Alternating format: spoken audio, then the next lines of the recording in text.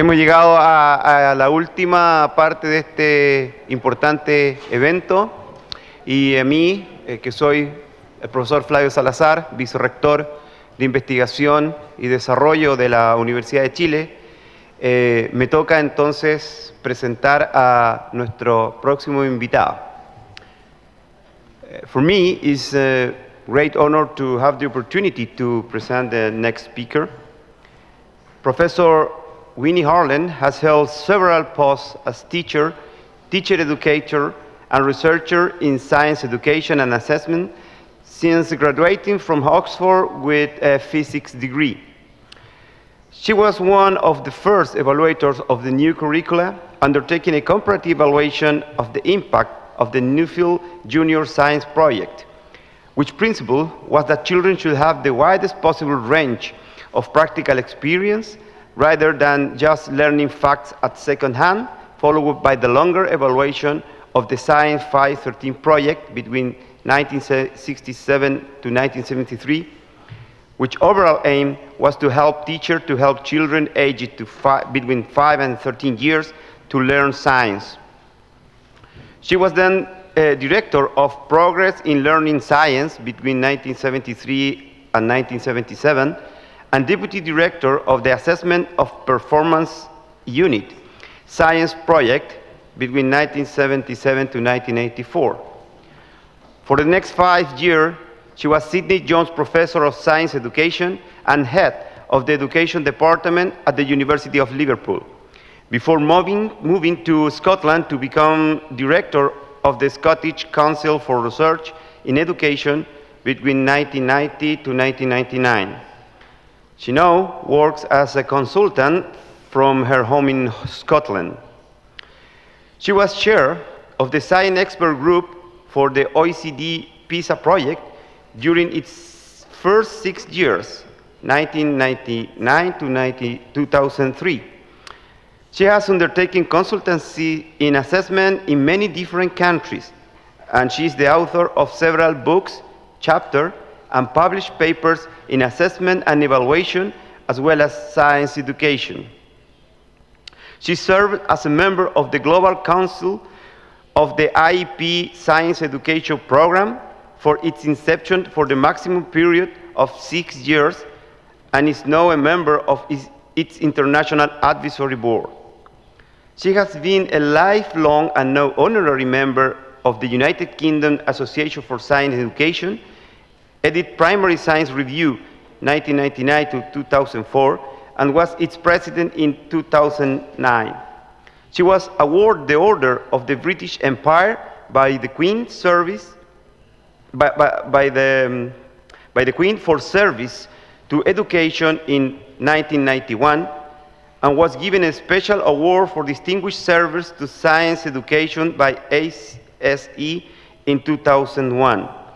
In 2009, she was awarded the International Pourquoi Prize of the Saint-Étienne National School and the French Academy of Science, and received special recognition of her contribution in promoting inquiry-based science education by the Mexican Ministry of Education and INNOVEC in 2011.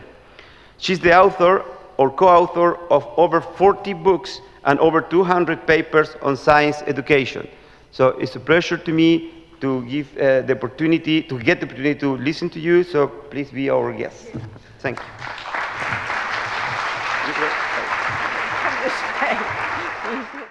I would like to thank the organizers of this conference and congratulate them for a wonderful conference. It really has been quite extraordinary.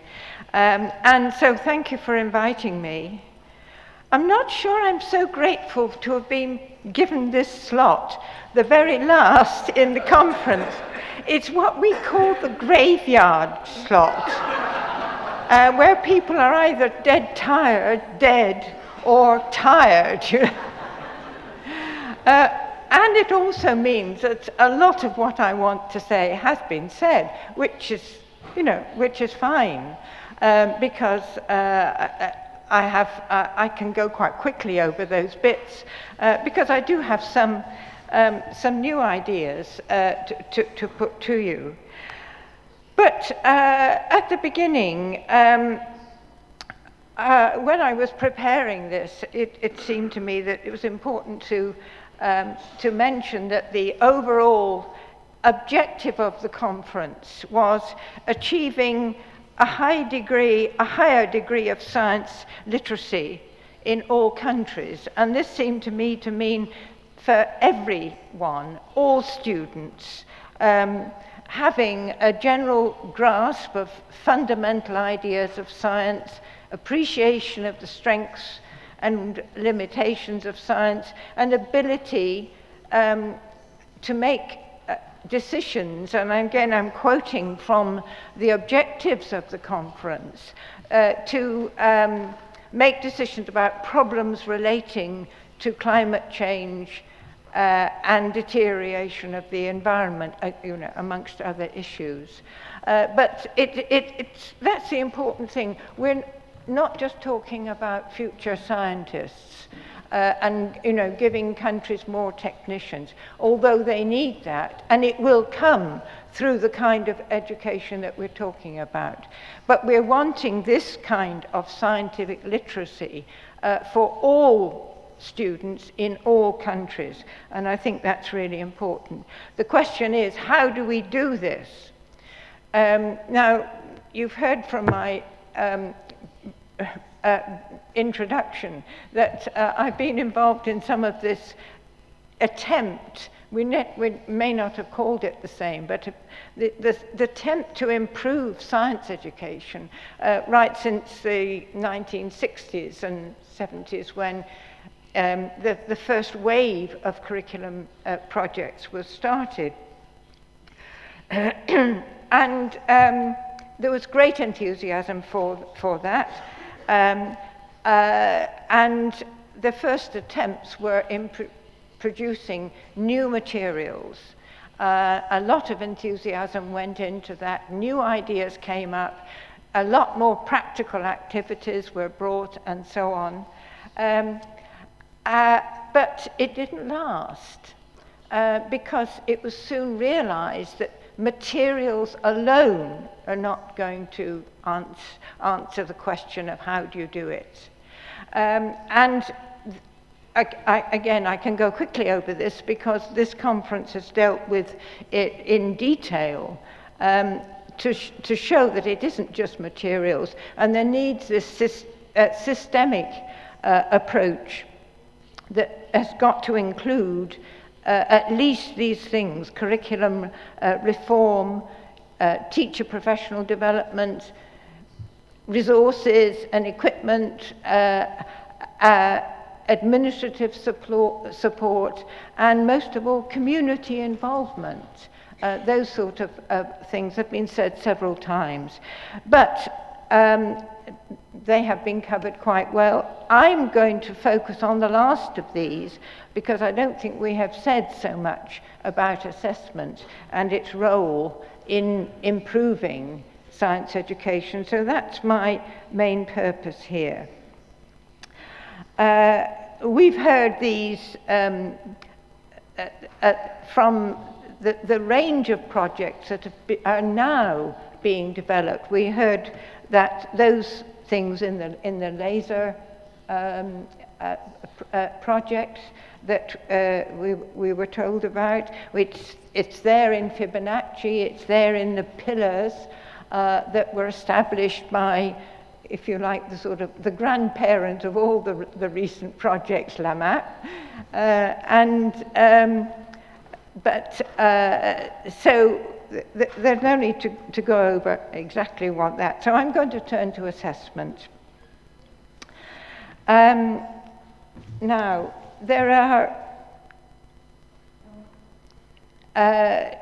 two main purposes of assessment.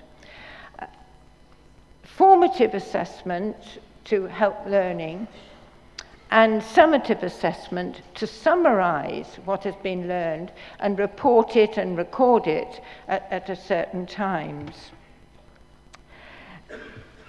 Actually, that's a bit crude to say that there's two different purposes here.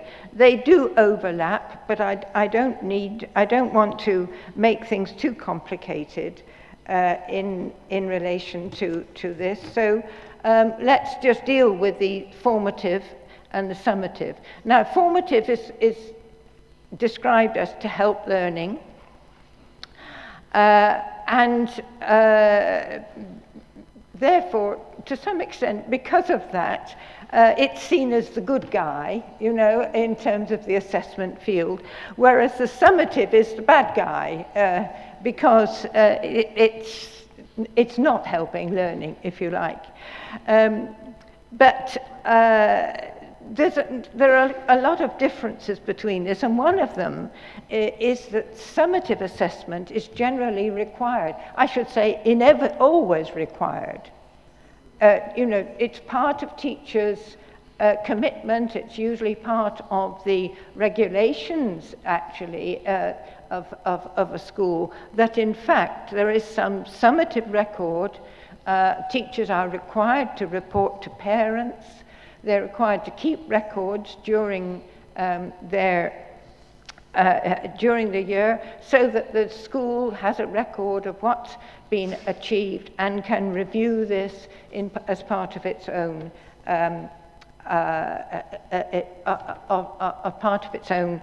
self-evaluation.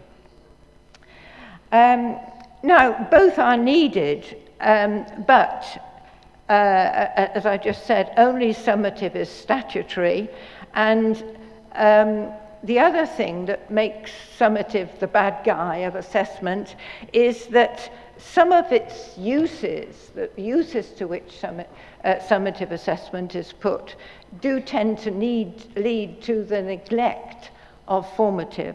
And so these two are seen in opposition, which is a great pity, because what we've got to do, since we need both, we have to consider how they can work together in harmony. And that's what I want to talk more about in a moment.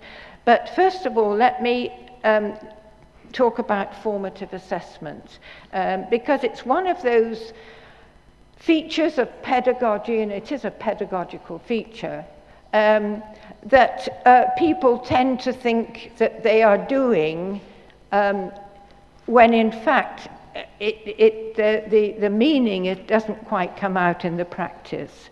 So I want to just go over a little bit in terms of what this view of formative assessment here is, seeing it as a cycle of events going round here. I don't know why that disappears at that point. Round here. So we're starting, these are activities that are devised and set up in order to achieve certain goals, activity goals. That's why they're called that.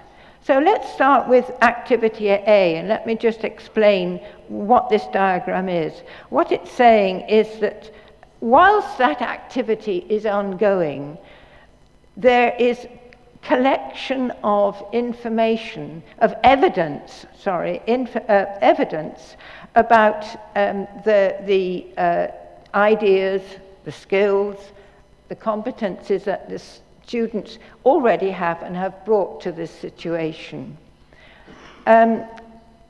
So then that leads us to a collection of evidence.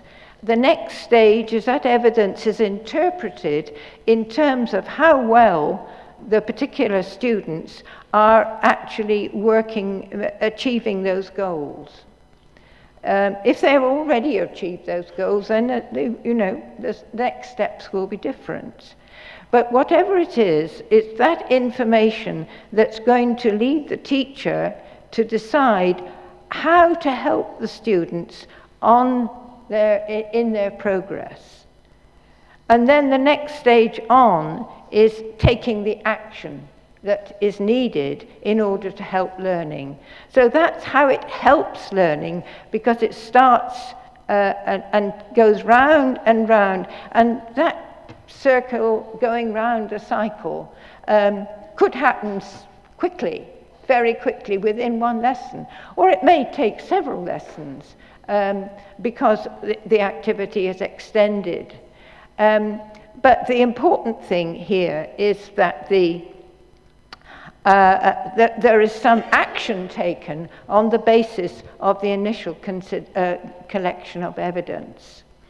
Now the students, here we are, I've got in the middle of this, and the double-headed arrows here indicate that they are both the source and the receiver of feedback from the teacher in this. They're the source because without knowing what students can actually do and what they bring to the activity, the teacher is not able really to help. So that's really important that the students, if you like, are giving information about themselves.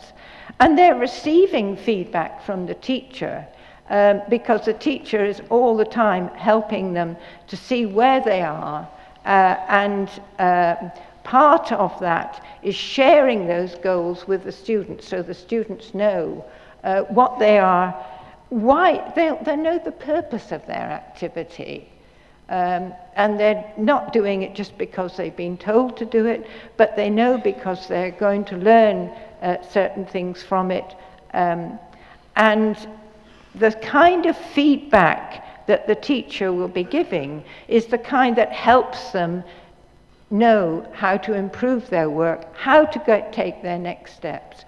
So that's the complex of what I call the formative assessment cycle, and it's the way in which we can use assessment to help learning. So quickly on to the methods of collecting it on that first leg of the cycle, if you like, are through asking questions. The teacher is probing what the students already know using open questions, open-ended questions, person's questions, observing what they're doing, listening to their explanations, studying their drawings and the notes they take of their work, and reading their reports, and so on. All the sorts of things that are, we call it on the hoof, picked up during the lesson as the teacher interacts with the students. And then the action, as I say, is feedback. Feedback from the teacher to the students, and it should be in a particular form that gives them comments and helps them, not a mark, not just a tick and saying, or a little scribble saying, you can do better, or something like that. You know, the sort of thing that we do get in teachers when they're marking students' work. The focus also of this feedback should be on the person, on the work, and not the person. So that it's very much in saying how this can be improved, not you have not done well enough. That's the important thing. And it should be part of this, of a two-way communication, so that the teacher can be sure that the comments that she makes on it, he or she makes on it, are understood by the students. Now, okay, so those are that's the feedback to the students, and then there's feedback into the teaching. In other words, the teacher is getting some feedback and being able to make a decision whether the teaching needs to be adjusted. Are the expectations too great? Is the jump that the teacher's expecting them to make beyond what they can do? Or is it too easy, so they're getting bored with what they're doing because it's too easy for them? So the teacher is learning how to adjust, how to regulate their teaching and their demands and the challenges that they're making So again, this is all part of improving teaching and learning through using this information. Well, that's fine, but I'm making, in what I'm saying, really claims that it works. So the next thing is to ask, does it really work? What evidence do we have that if teachers are doing this kind of finding out, using, feeding back and so on, is that actually leading to better learning? It's a very difficult question to answer, you can imagine, because there's so much complexity, so many other things going on in the classroom that it's very difficult to say that if there's improvement, it's due to one thing. However, there have been, there is research evidence. The empirical evidence comes from reviewing research. I wouldn't say there's any one study that has all these aspects of formative assessment in it, but there are studies which have quite a few. There are studies of feedback, of good feedback. There are studies of good questioning and that kind of thing. If you put all those together, then there is evidence of a positive impact on learning when these things are present, when they're engaging in communicating, expressing their own ideas, when they do understand the goals of their work and have some idea of what the quality is that there is expected of them. And when they're involved in self-assessment and can take part in identifying what they need to do in order to improve. So in other words, are beginning to take some responsibility for their learning. What are the teachers doing this? It has a positive impact when they are when they have clear learning goals, which they share with the students, when they give formative feedback, and when they do all these things, there is clear evidence of impact on learning. Moreover, what this research finds, and this is the research carried out, well, it's a research review carried out by Paul Black and Dylan William, which is probably one of the most quoted pieces of research that's been there for a long time. But they found that the improved formative assessment helps the lower attaining students more than the rest. And so it's reducing the spread. It benefits all students, but the lower attaining ones more. And so you're reducing the big gap that you often get between the high performers and lower performance. So that is empirical evidence. But the other kind of evidence I think is very interesting, and this is evidence from what we know about, it's a theoretical argument, if you like, that what we know about good learning, how does learning take place? Just a diversion then into theories of learning. Excuse me, I could do with some water.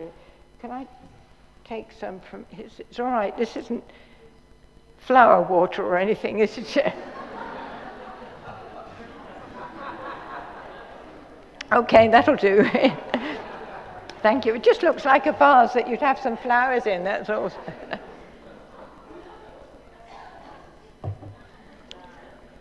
Theories of learning. Lots of theories of learning, but they mainly fall into three categories of behaviorism, which putting into operational terms means that people think that learning is being taught. You know, that's it, behaviorism. And then there's cognitive constructivism, constructivism, which sees learning as sense-making, but starting from the ideas that you have already. That's the constructivist part of it. And then the socio-cultural constructivism, which is widely advocated and supported now more and more. And in this, learning is building knowledge and understanding, just as constructivism is starting from the ideas that you have, but doing the learning along with others.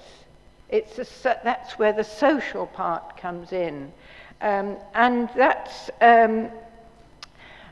really an important, when we begin to think about it, we know that's how learning actually takes place. The cognitive constructivism in the second one there is individual, people sort of thinking about the learner as doing their own learning all on their own. But here, we're thinking of them doing their learning with others. And that makes an awful lot of sense. It's the way in which expressing one's own understanding and other people listening to it and expressing their understanding, as you listen to what other people say, you change your view a little bit, or you take another bit into it, and you express that again. And in conversation and in discourse, there is, if you like, something that's developing in between all the people who are involved.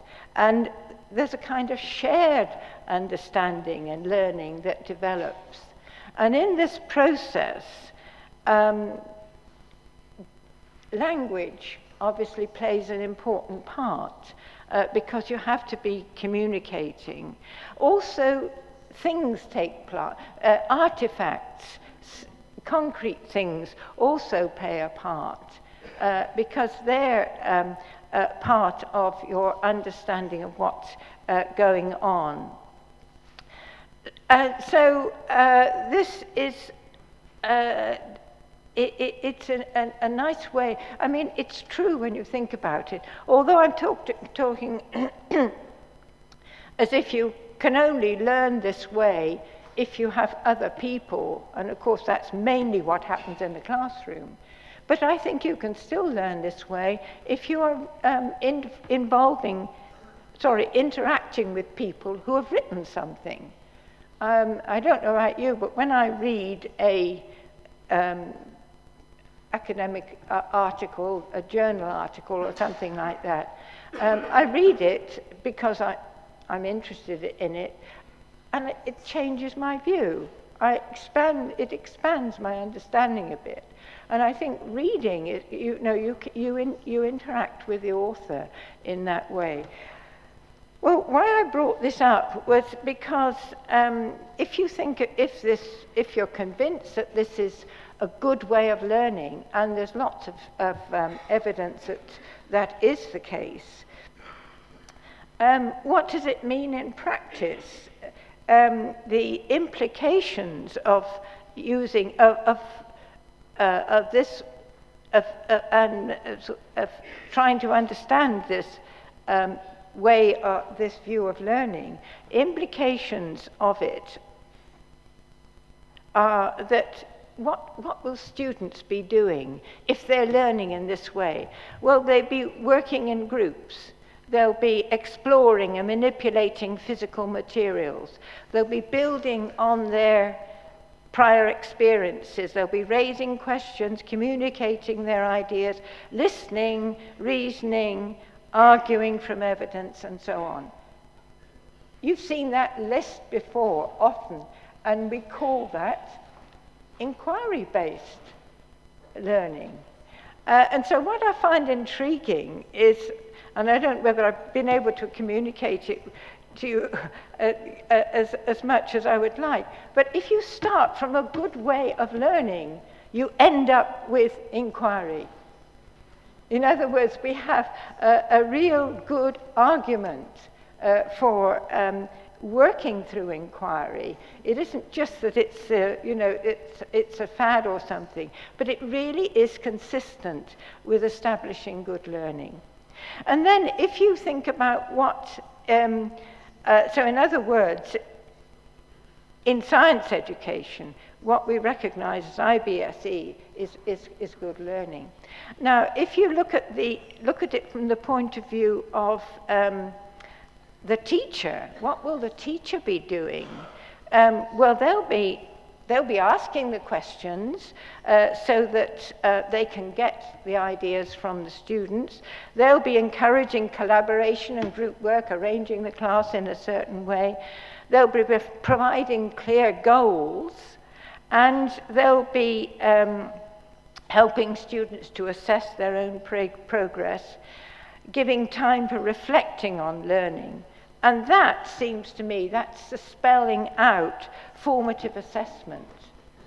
So putting those two things together, one of the big messages, I suppose, is that formative assessment has a necessary role in inquiry-based pedagogy. Now, if that is the case, we have to protect formative assessment. And indeed, it is under threat in many places. And one of the most threatening directions, if you like, is summative assessment. And this has happened for various reasons. So let me just talk a little bit about summative assessment and hope I can show that why it can sometimes be a threat to formative assessment. Now, summative assessment is collecting and reporting evidence of learning at a certain time. It's not continuous like formative assessment. It's something that happens at a certain time, usually, let's say, at the end of a year or the end of a stage, not more often than that, hopefully. It can be used for various purposes, and it's some of those purposes that can be damaging to formative assessment. For example, if you are using the outcomes for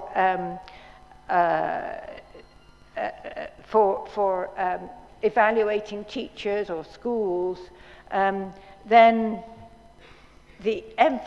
with high stakes, the emphasis has to be on getting that, the summative assessment as high as possible. And often, well, generally, that means that formative assessment gets smothered. Now, how the ways in which summative assessment evidence is collected, there are various ways. Administering tests or examinations at the time when you need to know what they've learned. You can summarize the observations and records that have been kept up during the time, and then at the end of the period, you just look back over that and make a summary of them. You can create a portfolio of work. You can use embedded tasks, which is quite a good way of assessing. You can use computer-based tasks, of course, these days, and some combination of these. The main problem with summative assessment is that there are problems with tests, and tests are usually chosen and the most commonly chosen for various reasons, but often because they're supposed to be fair. They're supposed to be fair because a test puts all the students in the same situation, gives them the same questions, the same time to answer. You know, it's all very fair and equal. And I wonder sometimes whether treating students in the same way is actually giving them equal opportunities to show what they can do. I don't believe it does. I think the difference. And of course, it shows once you begin to scratch under the surface of a test, and you see how much things will depend on, for example, the language that's used, which will be easier for some students than others, the same words. Then there's also the fact that any test can only sample. You can't cover the whole range of things that have been done. So you have a few items that are just sampling from a range of the things that could actually be assessed. And it, as I said, it involves skills and so on that are not necessarily the ones that are being tested at that time. And certain uses, like the ones I suggested, encourage teaching to the test. The test spells out what they've got to do, and so if you're teaching to it, you will focus on those things. And they're not going to give you information then about the wide range of goals that you have, but just those that can be tested. And because it's often used as a guide to what to teach, it has a negative impact on the breadth of the curriculum. So there's lots wrong with tests, and perhaps one of the, in view of what I've said about the way of learning, one of the most important is that it doesn't fit in with the way of learning.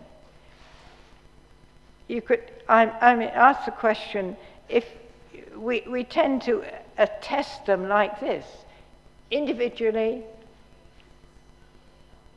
don't talk to anybody, you know, don't look, don't do anything. Now, is what they can do in those situations going to reflect all of what they really do when they are learning in that? So a different mode of learning, a different load of activity in the testing is so much in conflict with the kind of learning. And to my mind, we have to think whether that's the way to do it. So anyway, those are some of the arguments that lead me to, sorry, this is a bit, right, okay, that lead me to look for alternatives to tests.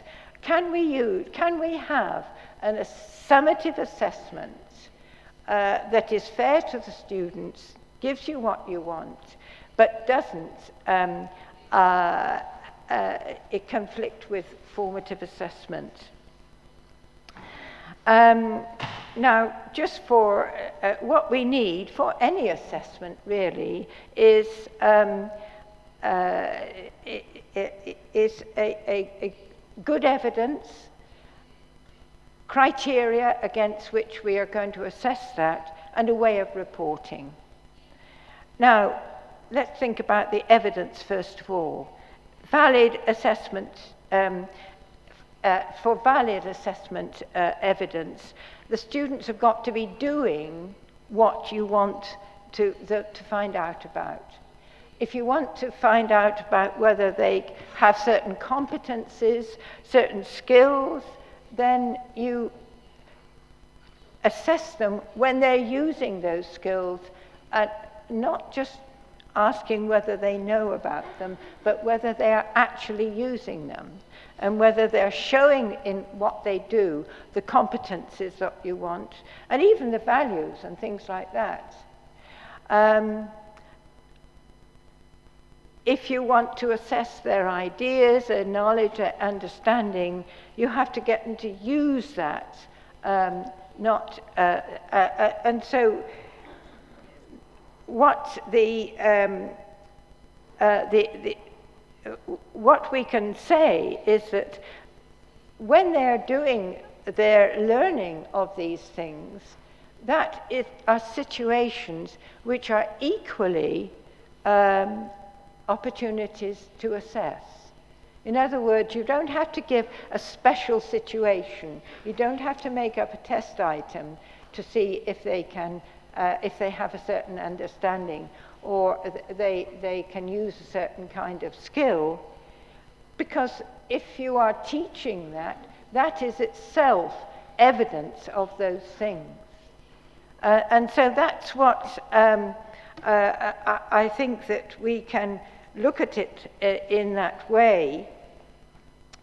If we are really teaching these things, we are putting them in situations where they can show whether they have done it, whether they have developed the sorts of things that we want. So when formative assessment is being practiced, evidence of these things is being collected. So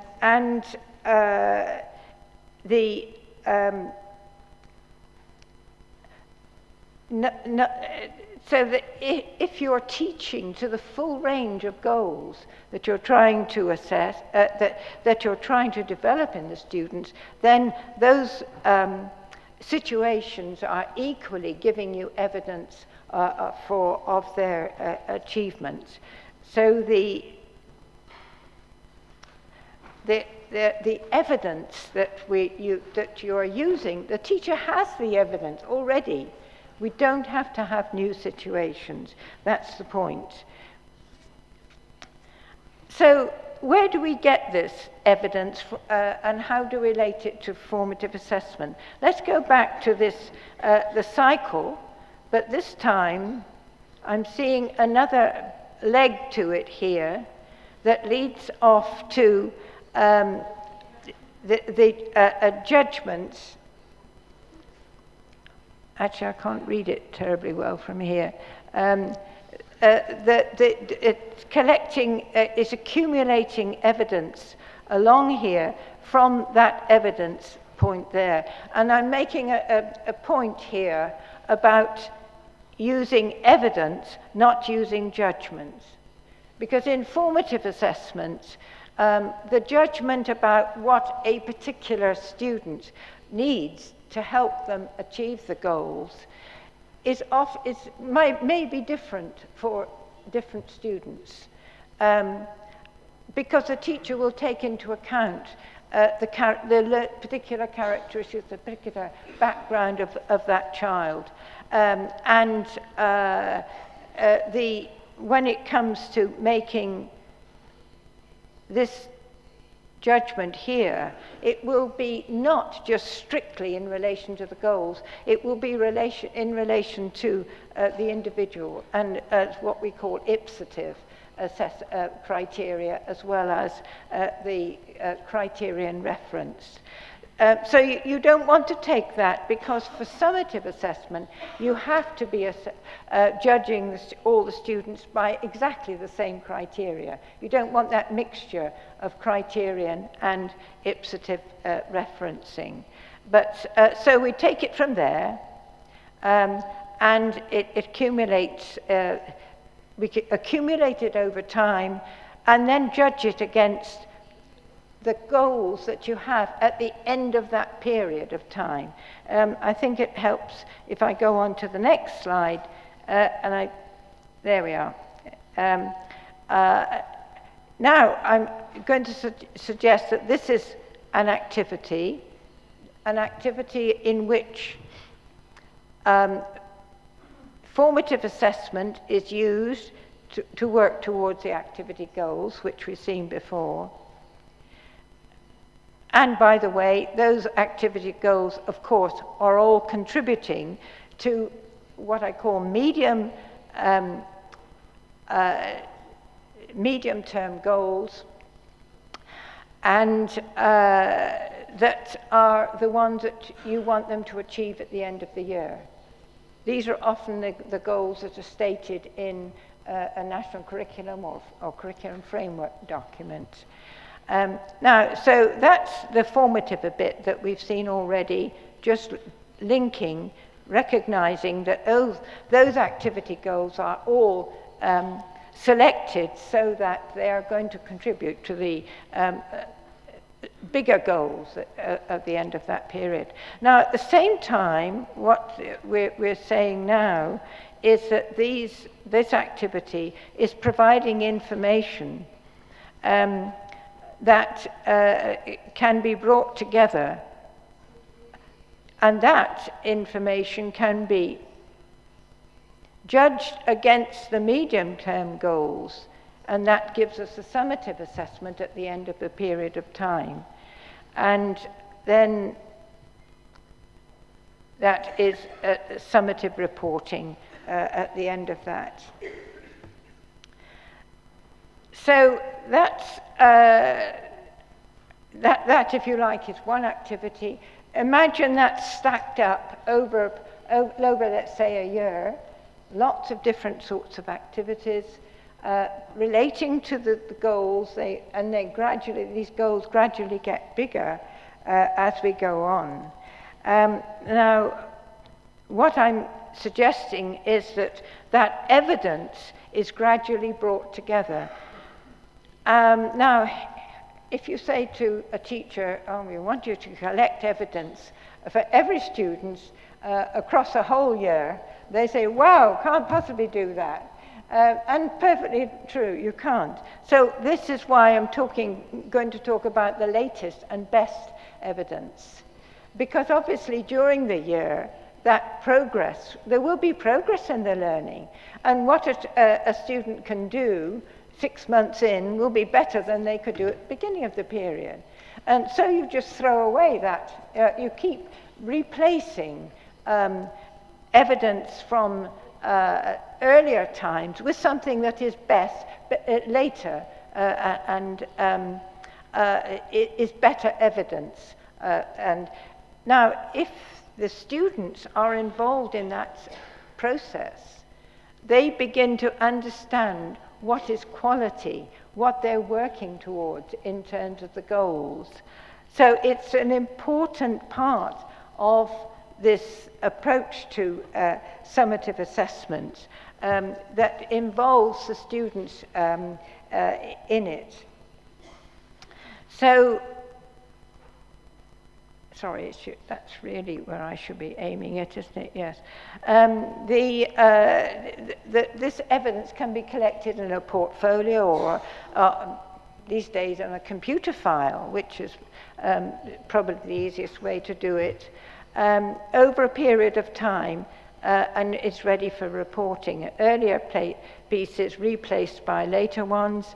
And then, how do you come to a judgment? Well, you take those medium-term goals on the one hand, and the evidence on the other hand, and scan the two together. You look through the evidence and say, where have we got evidence of these goals being achieved? And the judgment that comes out of it at the end is is some judgment about whether these goals have been achieved or how well they've been achieved, if you want to say. Now, for certain purposes, you don't need to do more than say, yes, they've been achieved, no, they haven't. Or you could say, achieved to some extent, and that's, but I wouldn't, so in a sort of a three-level reporting, for some purposes that's all that is needed. You don't need anything finer. And I would argue that you really shouldn't have anything finer, because assessment, however it's done, is always a very approximate business. It's always the best guess that we can make in this way. So what I want to say about doing things this way, though, is that the summative assessment can cover all the different kinds of goals, the different range of learning that you are aiming for, because it's there already. The evidence is already there. Assessment becomes consistent with the curriculum. What is taught is what is assessed, rather than what we've got at the moment, which is what is assessed determines what is taught, and that's not the way we want to have it. So I hope that's makes sense to you. I just want to say something about its application to IBSE, because I think it has a particularly important application in IBSE, and we need, going back to some of the earlier arguments, we need good assessment if we're going to get an implementation of inquiry. If we don't, what is a poor assessment, if you like, will distort what we're teaching. I'm afraid that is life now. It really is that assessment does determine the way people teach and what they teach. So if we can, what does this mean to apply it to IBSE? Well, inquiry, we had lots of lovely definitions of it during this conference. And it's essentially,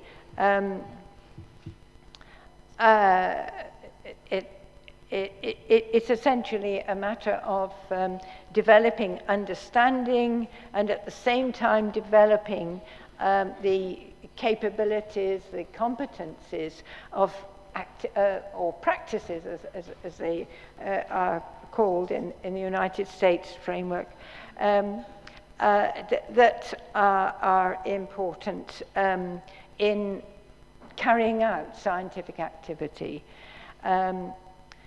So what we need to have this way of assessing is to have, first of all, a great clarity about the goals. You want to know about the specific goals of an activity. These have got to be related to the medium-term goals, all of them leading to overall goals, so that you've got a consistency right through from the particular things that you do in particular lessons through to the big ideas that you want, the big ideas and the big competences, if you like, that we want them to achieve throughout the whole of their science education.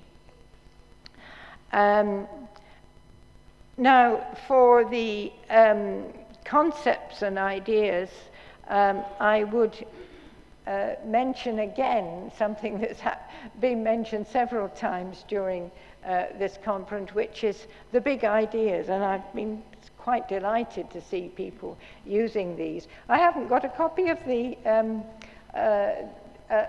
document at the moment. It's Peter, could you wave one? Yeah, thank you. Because I've given them away. But people have seen that on the screen. They haven't seen inside it, though, and that's where I want to go now, which what that does is to identify the 10 big ideas, and but go further in suggesting the progression towards them.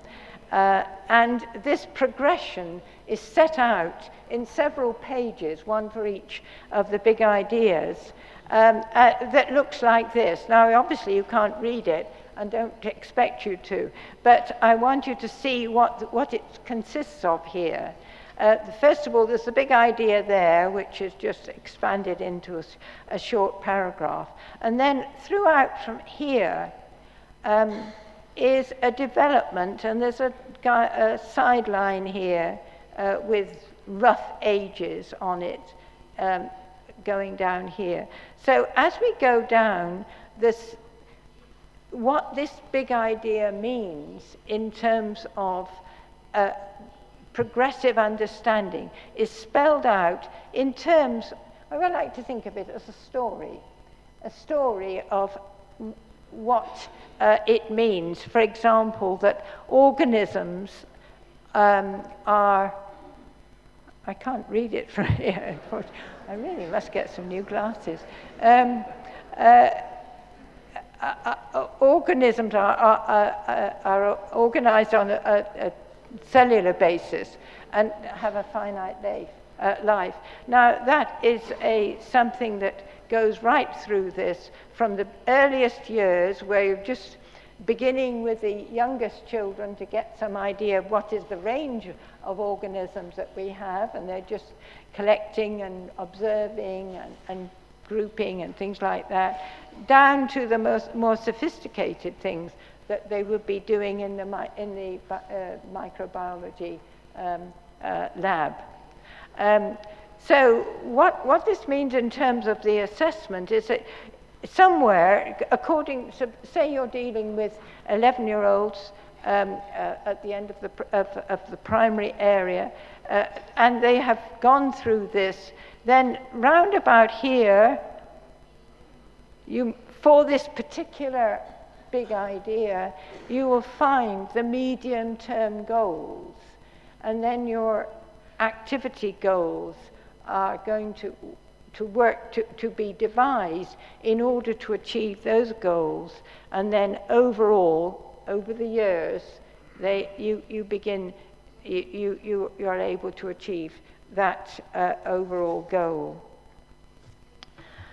So the goals have been worked out to some extent there. None of us involved with this or otherwise would say we have absolutely the right big ideas, but it's the way of thinking about these things that I wanted to convey. But I'm very well aware that the approach that I've been suggesting, in which teachers are the ones who are gathering the information, has going to face a lot of challenges. So we must quickly look at those.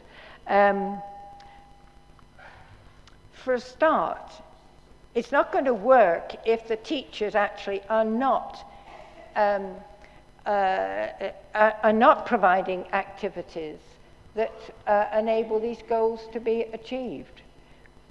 So it depends very much on teachers understanding what it is to understand certain things, how to inquire. And they need the confidence and ability to work in an inquiry mode. It means that the people who use the summative assessments, those people who receive the reports, the parents, other teachers, and maybe even more important uses of the information, that those users of assessment data have confidence in the fact that they were developed, the evidence was gathered by teachers. I don't think all the judgments need to be made by teachers. If it's a high stakes assessment for a student, in other words, that it's going to, whether they can take a certain course or whether they can get a certain qualification will depend on it, then I think you've got to have much more solid way of ensuring reliability. And it could be that the portfolio of best and latest evidence is actually assessed by somebody, is judged by somebody else. Or it could be that there is moderation. And there are different ways of moderating. You can improve the reliability of the judgments this way. I don't think it necessarily means that it's not going to be possible. There's also the challenge is that teachers and students see assessment as having a positive role in learning, so that teachers are teachers, not examiners. And I know that in some cultures that will be very difficult. That the teachers, if you like, see the summative assessment as something that's, as I said at the beginning, not very good, and not a nice thing to do. And so they, as teachers, don't want to have anything to do with it. And let somebody else do the examining, I'll do the teaching. But I don't think in these days we can afford to divide the two in that way. And I don't think that if we want to have good inquiry-based science education, we can, and we don't have it at the moment. The tests that we have are not good ones. We can try something else. So those are the challenges. That there are also benefits.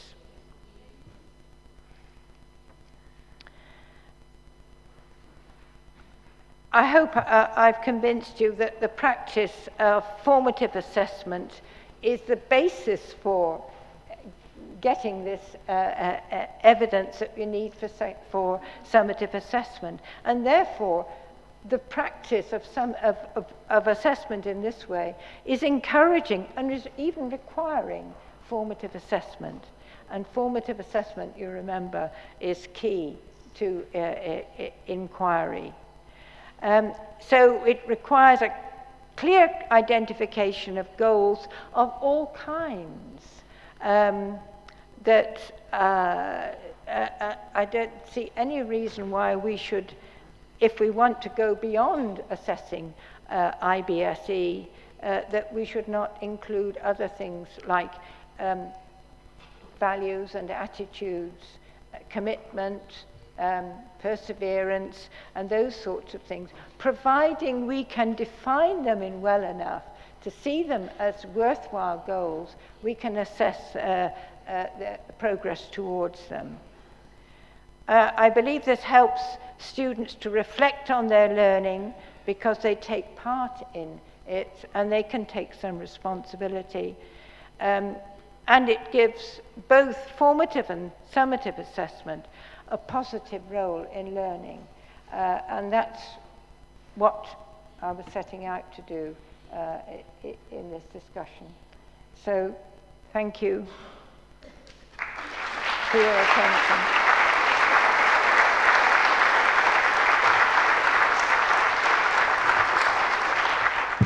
Okay, we will listen now to the report from Roundtable A, which was dealing with escalation of successful projects, pilot projects, and what are the challenges for that?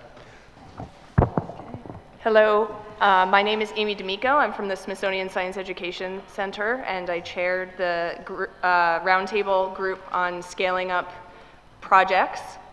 And we had a very lively conversation, and we worked together as a group and shared all of our best practices and challenges and helped us solve problems collectively. I took on the role of rapporteur, so I will give you a very brief overview of our discussion. First of all, Amy outlined for us the overview of topics that you will find in your booklet on page 79. There are 4 of them there. She gave us an additional one, which was about identification and diversification in funders for scaling up of projects. So the topic that we had under this roundtable was the challenges of scaling up small, successful projects to national or international dimensions. Overall, we had three main themes arising from the discussion.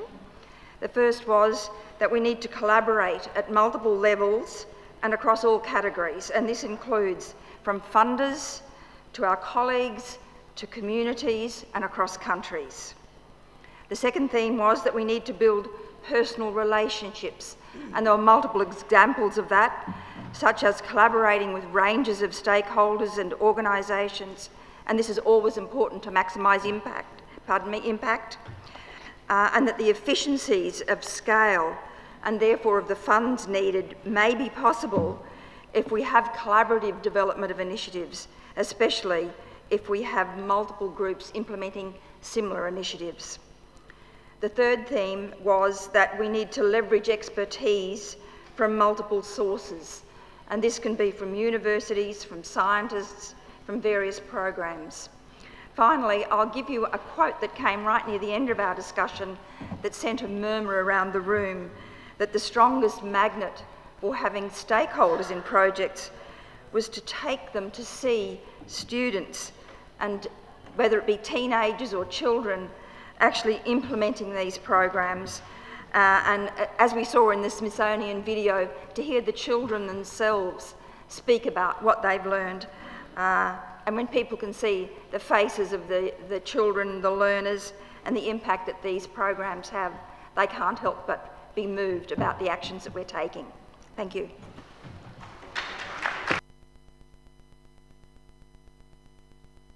So first of all, thank you very much. I would like to thank Peter McGrath because he took some notes, and so it has been very useful for me, and very lucky, because now you have two persons to blame, not only me, for what I'm going to say. The group was working around the idea how to develop education science in terms of financing and support, and how to develop collaborations, which means that we enter in a certain kind of discussions about how we need to work and how big or not big is this issue that we have in our hands. First of all, we discuss that the good thing is science is a common language. It's a positive language.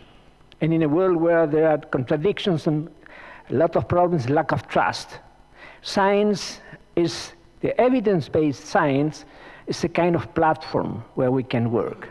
And that's the reason why education for science is so central. For example, in order to give support in terms of identifying policies that need to be developed by governments. So all the support, and this is the example mainly of in the case of Europe and the European Union, is so central, this in terms of aligning the government in terms of which are the objectives that we need to develop in the area of science for education. And this is also connected with diplomacy, finally, because this is, as I said, this is a common language. And today the world needs for these evidence-based elements for working together. The only problem is that in the discussions, we learned that this is not enough. And we need to put together stakeholders on this, showing that there's no contradiction between science and education. And this, what we are showing here, this is a central connection. And in that sense means that it's not a matter of you're going to invest in science or you're going to invest in education. There's no way to look that way. We need to work it together. But as I said, for doing that, we need to think in a different way. We cannot think only in terms of projects or pilots. We need to look for a change in the paradigm, because we need to put together different kind of stakeholders in order to get the support for education for science. When I say, and we said, it's a change in culture, a change in paradigm, we are thinking about how to put together, as I said, stakeholders like the government, as you already said, but also the private sector, the scientists obviously, the non-governmental organizations, but mainly the civil society. Because we are talking about a change in paradigm. We are not looking only how to get financing for projects, but how we are going to include education from science in a different way to look at how we can work for the future. So in that sense, sitting together the stakeholders is something that needs collaboration, and we use the word seduction. It means that we need to put together all these stakeholders in order to define very precisely what we need for the future. And as I said, this is more than just projects. We can get finance for a project, but we are looking at something much more bigger in terms of what need to be the centrality of education for science. And in that sense, in Latin America, and there was a reflection, we have not very good experience in collaboration, and that's a problem. So we need to look at which are the areas in different continents on experiences that collaboration exists and how we can put there education for science. One has to do with connecting education for science with the objectives 2030 that have been posed by United Nations. If you look at those objectives, important part of them are connected with science and finally with education for science. So we need to elaborate a discourse about that, which is bigger than just looking for financing for project. Also was discussed, we need to, and I use the word piggyback, we need to piggyback on networks that already exist geographically. They were represented from different continents showing their experience. South-South collaboration that already exists, and UNESCO has been supporting it. Instruments like the Trans-Pacific Partnership, the TPP, which has been a lot of discussions about it, but has interesting chapters, agree on how to develop education. And also in the case of Latin America, what is the Pacific Alliance, which is a platform between 4 countries that now is expanding with observers coming from Europe and from Asia, that can be also platforms we can use to disseminate what we are looking for.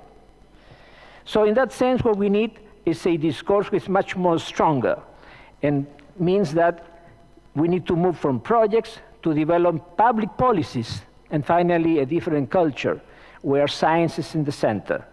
And education for science means that.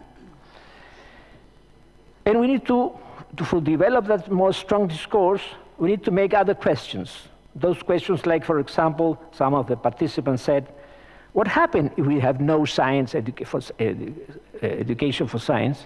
What's happening with the economy? What's happening with the society? What kind of country or society are we looking for? What kind of science we need for that? So this is the kind of questions we need to present ourselves in order to develop this stronger discourse. One thing that crosses horizontally all this had to do with this contradiction between developed countries and developing countries. And this is something that sometimes is not good for science. Science coming from the north sometimes is much more listened than that science coming from the south. So countries from the north can be of great help for the south in terms of enhancing or presenting or supporting science in the south. And that means that it's creating good space for education for science.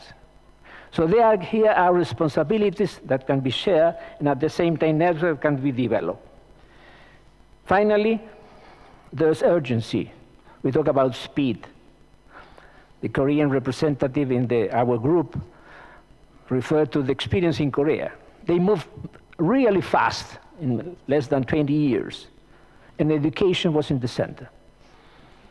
So vertigo, let's say, speed is central. We already accumulated enough experience, but we need now to put more ambitious objective. Thank you. Our charge was to look at ways of educating people in the areas of biodiversity and climate change. It's quite a different charge from the 2 other groups. And we had a very mixed bag of presentations that range from more theoretical aspects or going all the way across to very case studies using different approaches, like using different studying organisms or using different systems like science buses, etc. But that was very interesting because it laid the groundwork very well. Excuse me. We started off with a slide that basically said that our Earth is based on biodiversity and the relationship with our atmosphere. Anything we do to biodiversity is going to affect the atmosphere. Anything we do to the atmosphere is going to affect biodiversity. And biodiversity, of course, is a natural capital of our Earth, and we all rely on it. We rely on products that come from it. We rely on ecosystem services. And if we keep going on the way we are, we're obviously in a very difficult situation. And that immediately brought to fore a basic question about teaching about these two issues. And one is that climate change in particular is not a local issue, it's a global issue. This was brought out very clearly by Pierre. And his point of view was, if you're going to talk about a global issue, you're going to teach about a global issue, you need to have a global way of doing it. And he brought to fore the idea that to bring forth about the seriousness of climate change, the IPCC was created. So what we really need in the teachings domain as well is a global approach to teaching this particular difficult area. In other words, much more collaboration, as people have been stating here. Another issue that came through, although it wasn't explicit, is that climate change in particular is a very, very complex issue. It's not physics, it's not mathematics, it's not biology, it's not oceanography. It's a bit of everything. And this means to teach it, you need very well-trained people, and people who do these modules to teach it really have to know what they have to be talking about, know how to assemble them together in a very appropriate way. And that brings up a number of problems. When you try to get this across to teachers at high schools, it's not easy for them because they have a very strict curriculum that's based on maybe physics, mathematics, biology, and whatever, chemistry. And quite often these very complex scientific issues don't fit very well within the curricula. And as somebody said here today, I can't remember who it was, it takes 10 years for a curriculum to change. I think in Latin America, it takes about 20 years. So that's one of the big problems that's there. Another issue that came up in the very short discussion time we had, and I wish we'd had more time really, and I thank Carol O'Donnell for chairing that discussion, is that there's quite a lot of mistrust about whether climate change is really an issue. And that was discussed in the people in the panel. It's based basically on two things. Basically, climate change is so complex that we can never be 100% sure. We're always going to have a certain level of certainty. And that certainty can be low, depending on the scientific knowledge that we have, or it can be relatively high, depending on certain areas of scientific knowledge. But that brings home a very important point. For people to understand the complexity of climate change and the fact that it will always be an uncertain science, it's necessary to be trained in a scientific way, to have a scientific mind. Because if young children don't have a scientific mind, or even adults don't have a scientific mind, it's going to be always difficult for them to understand what sort of ways we need to approach these problems. And I think that is probably the main message we'd like to leave, is that if you want people to understand these problems and get involved and be active and adapt to them, they really have to understand climate change and biodiversity from a deep scientific approach. And I think that's about all I have to say. I just want to thank the people on the panel, and especially some of the young people and the teachers that came through with very interesting experiments. And I hope this will pave out along in the long run. Thank you.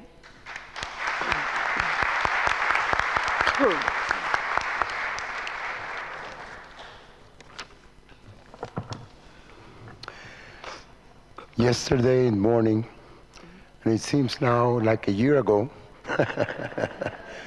I said that we, the organizers, were very pleased, were very happy, because we had been able to attract a very good number of people interested in the subject, and we had been able to put together a program with some of the top people, experts in the world in this area.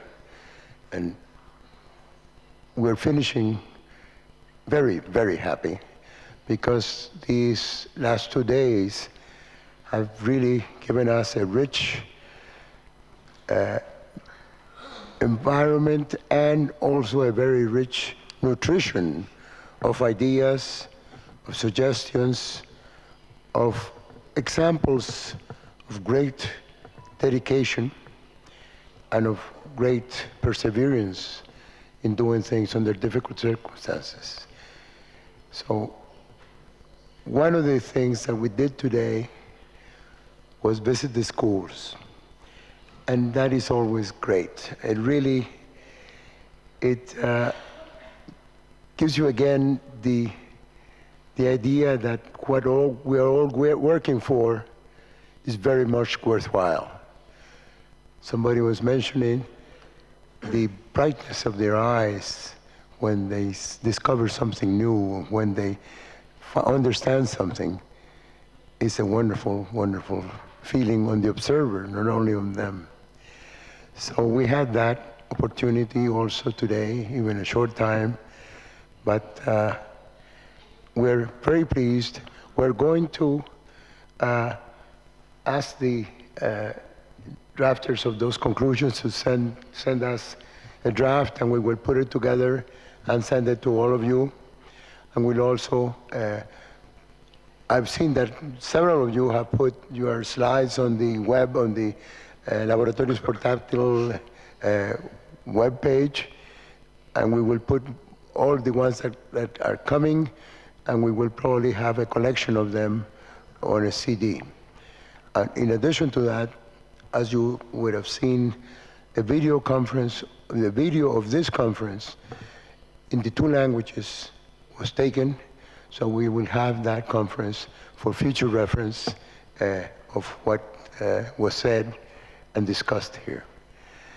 I wish you all very happy returns to your homes, and I must say that I am happy, I'm very pleased, I'm very grateful. Thank you.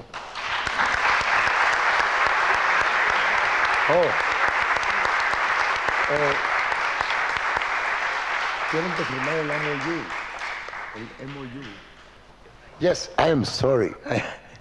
We have a promise, and it's a wonderful thing. There will be signing of a memorandum of understanding between La Man a la Pat and the ECHO Science Foundation here, in which they will agree to continue and increase their collaboration in the future.